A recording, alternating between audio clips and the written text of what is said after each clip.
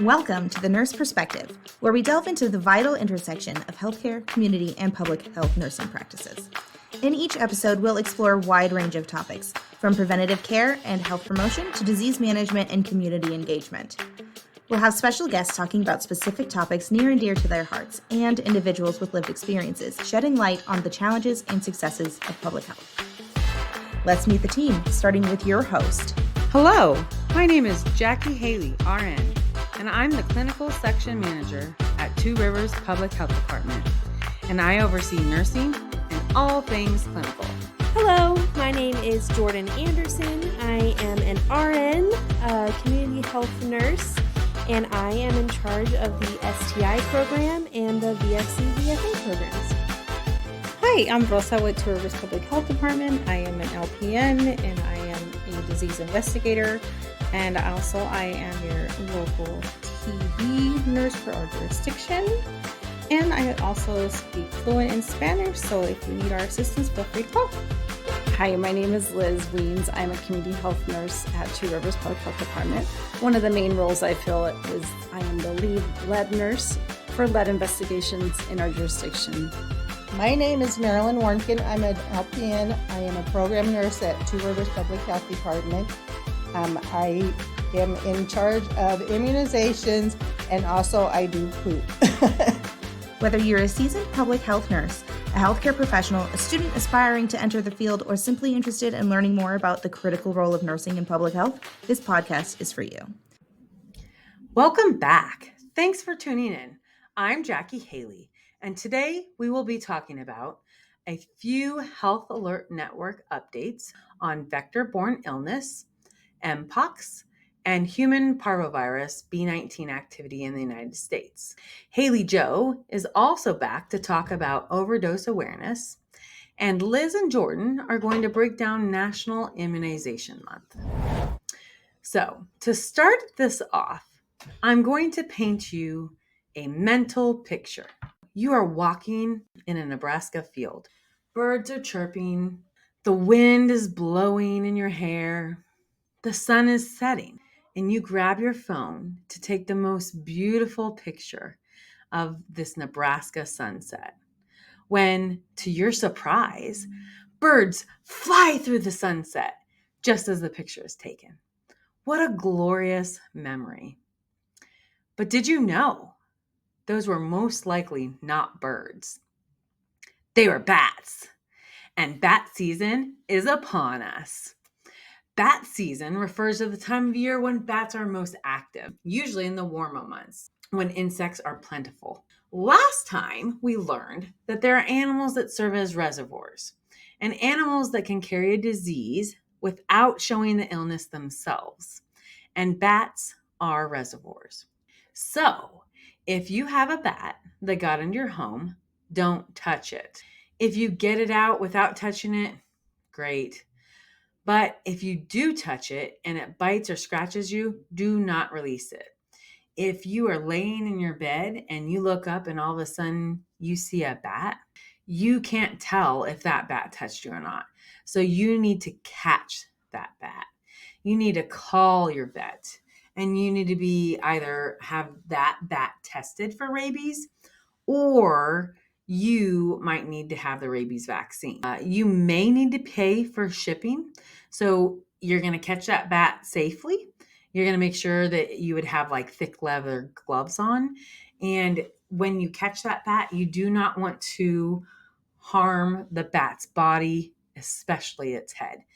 Because what you're going to do is you're going to take that to the vet, and they are going to euthanize the bat, and then they are going to send the head in for testing, because that's where that virus is in the brain. There could be a cost for you to pay for the shipping of that bat to the lab and the euthanization of that bat. But this is often way cheaper than paying for a rabies vaccine. The state does have a program where they will pay to test that bat. But if you don't send in a bat and we can't verify and safely say that you did not have any contact, then we will recommend that you seek medical care and get the rabies vaccine, which can be quite costly. Okay, the next thing we have is our Health Alert Network update. So our first one is on the Jamestown Canyon virus. So this is a disease spread to humans by mosquitoes. We've had a pool test positive for this. The good news is it hasn't been seen in a person in Nebraska. And most people who contract this disease typically don't experience any symptoms. It can become dangerous when someone experiences severe symptoms like encephalitis or meningitis, where you could have a stiff neck, confusion, loss of coordination or difficulty speaking, and or seizures. Our second HAN, or Health Alert Network, from DHHS this month. So Mpox has spread a bit more, but good news, we do have the Mpox vaccination.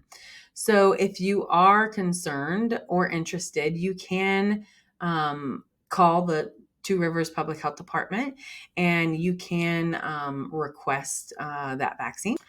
Our third HAN for this month is on the increase in human parvovirus, B19 activity in the United States. So human parvovirus, or HP19, is a seasonal respiratory virus that is transmitted through respiratory droplets by people with symptomatic or asymptomatic infections. And in the United States, there is no routine surveillance for parvovirus B19, and it is not a notifiable condition.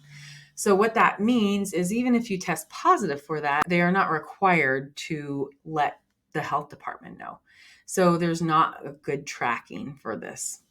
Now we will throw it to Liz and Jordan to talk about National Immunization Month. Welcome, ladies, and take it away. All right, thanks, Jackie. I'd like to welcome Jordan Anderson, community health nurse, to the podcast. Hi, Jordan. Hi, Liz. We are so glad you're here because you are like our vaccine guru here at the health department. Oh, yeah. That's my area. Yes.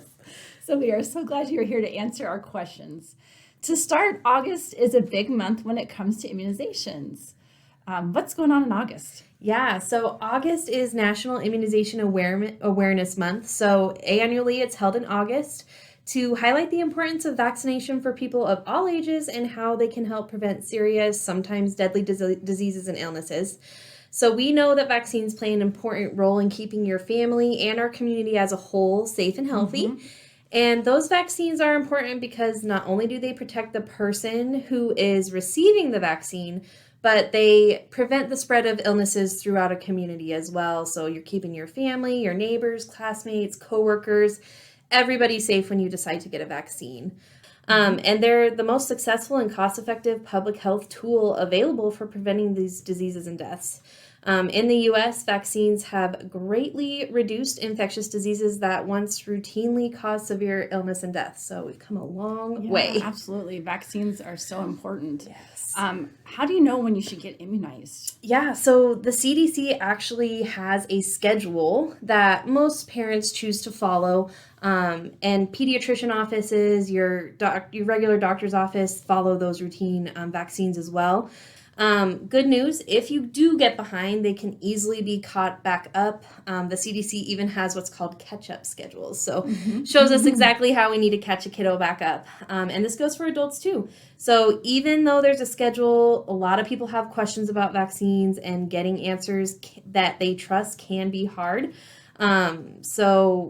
Yeah, that is so true. Yeah, one of the biggest concerns that we often hear is whether or not vaccines are safe. Yes. What can you tell us about this? Yeah, so, vaccines are very safe. The U.S. has a long-standing vaccine safety system that ensures that vaccines are as safe as possible. And currently, the U.S. has the safest vaccine supply in its history. So millions of Americans safely receive vaccines each year. And those common side effects are usually a very mild, pain to the arm. You could get a little rash at the arm, but usually pain. Sometimes little kiddos get, a little low-grade fever. I have 3 kiddos, and each one of them has responded to vaccines a little bit differently. Sure. So, just know your kid. It's good to run a little tiny fever because it shows that the vaccine's working and you are building up the immunity to that vaccine. And another really cool thing in the safety realm, we actually have a video on our YouTube about how vaccines are made. So make sure you check that out because that's pretty neat. Yeah, awesome. Thanks for sharing that. And what kind of programs do we offer here at the health department, Jordan? Yeah, so we have some exciting programs here. We participate in the Vaccines for Children program, and this program helps provide vaccines to children whose parents or guardians may not be able to afford them. It helps ensure that all children have a better chance of getting their recommended vaccines on schedule. So to be eligible for the VFC program, you need to be either uninsured, underinsured, on Medicaid, and you can come in and you get your vaccines for free. If you want to donate a little bit of money, for the admin fee, you can do that, but you'll never receive a bill from Two Rivers. So that's something that's really great. And that VFC program, it offers all the recommended vaccines for children. And then for adults, we have the Vaccines for Adult program. And that's similar to the VFC program as well. The qualifications are a little bit more strict for adults. You can't be insured at all or have to be uninsured or underinsured. Sorry. Okay. So if you have adult Medicaid, that actually makes you not eligible for the VFA program. But rest assured, if you do have insurance, we offer privately funded vaccines as well. So you don't have to fit into those categories to get vaccines here. Thank you so much for all this information. Yeah. I really appreciate it. Thanks for having me. Absolutely. All right. Joining us now is Hayley Yelnick, health educator here at Two Rivers Public Health Department. Welcome back, Hayley. Last time you talked about mental health. What are you talking about today? Today I'm going to talk about Overdose Awareness Day. I run the Overdose Data to Action program here at Two Rivers, and I just wanted to kind of give a little bit of information and shine a light on overdose awareness, what to do, and how to get NARCAN if you need it. Awesome. That sounds great, Hayley. All right, from a nurse's perspective, we know that during an overdose, our whole body can be affected. Our veins can collapse, which can suppress normal blood flow through our body.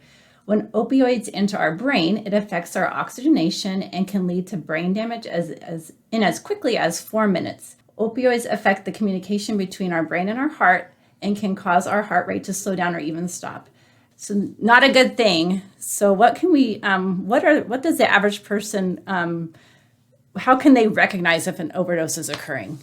People can be unconscious. Sometimes you can't wake them up. Sometimes their breathing is slow and shallow. Maybe they make like a choking or a gurgling, almost like a snoring sound.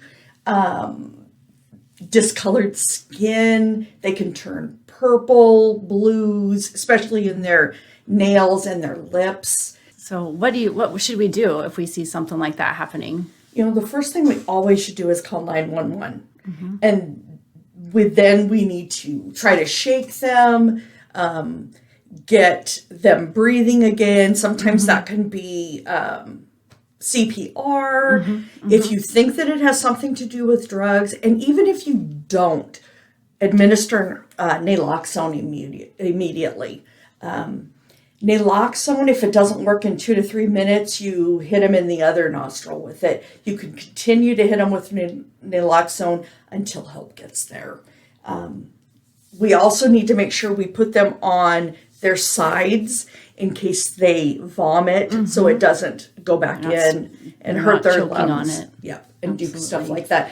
And always stay with the person until help gets there. One thing I do want to say is, sometimes people are afraid they're going to get in trouble for something, so they might leave. In Nebraska, we have a Good Samaritan law. That means if you stay there with them until help comes, you could not be arrested for anything. So that's always reassuring, stay. Absolutely. Yes. Yeah. Stay there for that person. You talked about naloxone. Can you tell us a little bit more about that? It comes in nasal spray, or you can also do it intravenously. Around here, the naloxone for the nasal is pretty much what it is. The other cool thing about naloxone is, like, let's say you come upon somebody and they're passed out. No matter what they are passed out that you can't wake them from, naloxone can't hurt them. So it's always a good idea to just do naloxone. Just try it. See Exactly. If it helps. So if you see someone in distress and you think they could have come in contact with some type of drug overdose, just give it a try. See if it helps. Exactly. The one downfall about naloxone is you give it, if they wake up, you have 30 to 60 minutes to get them help, get them to the hospital. Okay. Because if not, they'll re-overdose. What it does is we have little we have receptors in our brain. The opioids hit on those receptors, sit on top of them, but naloxone kicks them off. But once that drug wears off, they go right back back on. on. And so you can re-overdose. So who can carry naloxone and where can they get it at? Everyone can and should carry naloxone. Like I said, it's a life-saving drug. It's kind of like an EpiPen. About 40% of overdose deaths, people are right there and they just don't know what to do. So if we can get the word out about naloxone, we should do that. There is a program in our state. It's a naloxone program where we have pharmacies that can give out free naloxone. You can go on Stop Overdose Nebraska, and it'll tell you all the pharmacies in our area that carry it. Otherwise, if you don't have computer access, give me a call. I'm Hayley Jo here at Two Rivers, and I can hook you up with where to get your naloxone. Thanks for joining us. Check back in with us next time for more of The Nurse Perspective.